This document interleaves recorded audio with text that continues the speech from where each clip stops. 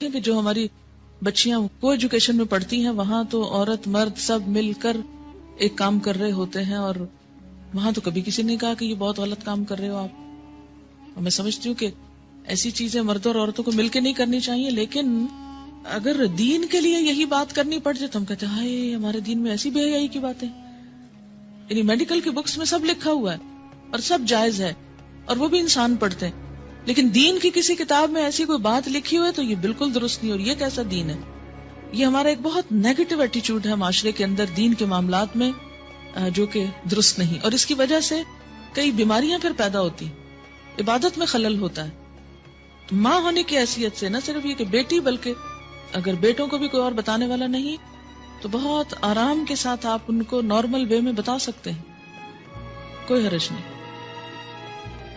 جی ہاں، ہمارے ہاں عموماً یہ ہوتا ہے اسکولوں میں جیسے سیکس ایجوکیشن ہوتی ہے اور بعض اوقات اتنے بھونڈے طریقے سے ہوتی ہے کہ وہ اس کے فائدے کی بجائے کئی نقصان ہوتے. تو اٹ ڈیپینڈس کہ آپ ایک مسئلے کو، ایک پرابلم کو یا ایک چیز کو کس طرح ایکسپلین کرتے ہیں. ٹھیک ہے نا؟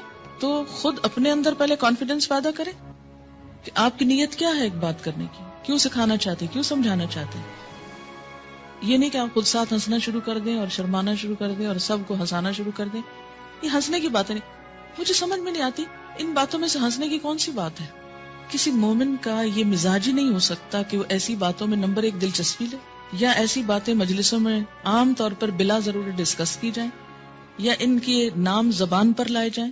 نہیں ہونا چاہیے. لیکن علم کی حد تک عمل کے لیے ان کا ذکر بھی ضروری ہے، کیونکہ یہ انسانی زندگی سے متعلق چیزیں.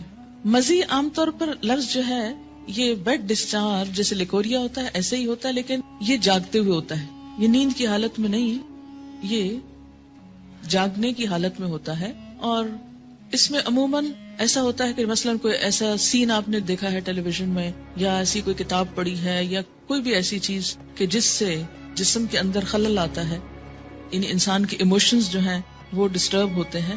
تو ایموشنز کے فرق سے یہ ڈسچارج ہوتا ہے.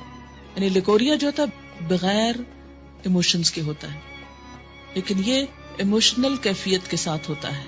ایموشنل کیفیت کے ساتھ جو ویٹ ڈسچارج ہوتا ہے، اس سے استنجا بھی لازم ہے اور وضو بھی لازم ہے، لیکن نہانا لازم نہیں. وہ بھی ہو سکتا ہے کوئی سائیکولوجیکل پرابلم ہو سکتا ہے یا کچھ بھی اس کو نام دے سکتے ہیں. لیکن مزی میں لفظ آپ یوں سمجھے جیسے مزہ لفظ ہے نا، یہ اسی سے نکلا ہے یہ لفظ. ٹھیک ہے. ایک بچی کی ریسنٹلی شادی ہوئی، اس نے ایک میل مجھ کو کی، وہ اس قدر بیچاری پریشان، چھوٹی سی عمر کی بچی تھی، شادی ہوگی، اس کو شاید پہلے سے کسی نے کچھ نہیں بتایا، نہ ماں بتاتی نہ کوئی اور، جو ضروری چیز ہے وہ کوئی نہیں بتاتا اور فضول میں بہت کچھ پڑھ لیتے.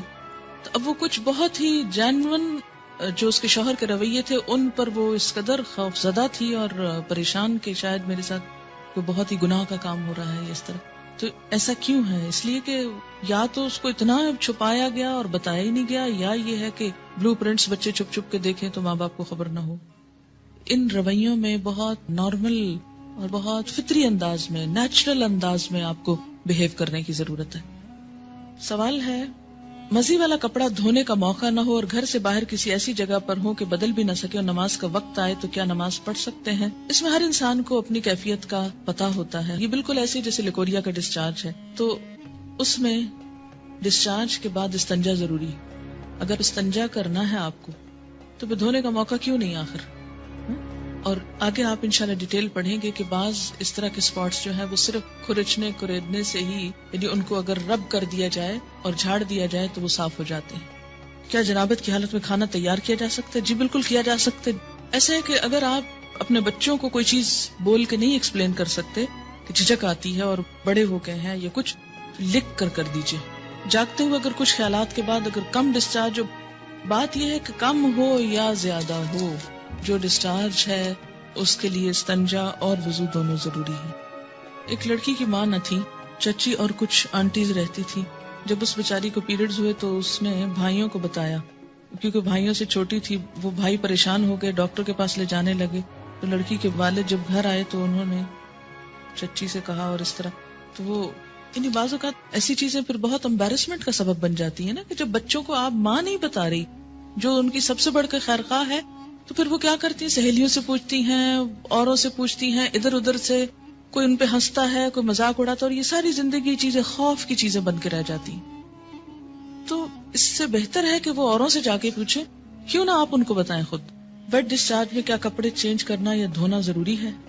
اگر آپ کہیں باہر ہو یا آپ کو فیل ہی نہ ہو، دیکھیے کہ اس کیفیت کا تعلق ہی فیلنگ کے ساتھ ہے۔ اگر فیلنگ ہی نہیں ہے تو جسٹ نارمل بات ہے، یعنی بعض لوگ اسٹرانگ ہوتے ہیں اور ان کو چھوٹی چھوٹی باتوں پہ فیلنگ نہیں آتی ایسی، تو ان کو پریشان ہونے کی ضرورت نہیں۔ تو پھر کیا بغیر وضو کے نماز پڑھ لیں؟ جی ہاں، جب فیلنگ ہی نہیں ہے تو پھر وضو کی ضرورت ہی نہیں، پھر نماز بھی پڑھ سکتے ہیں۔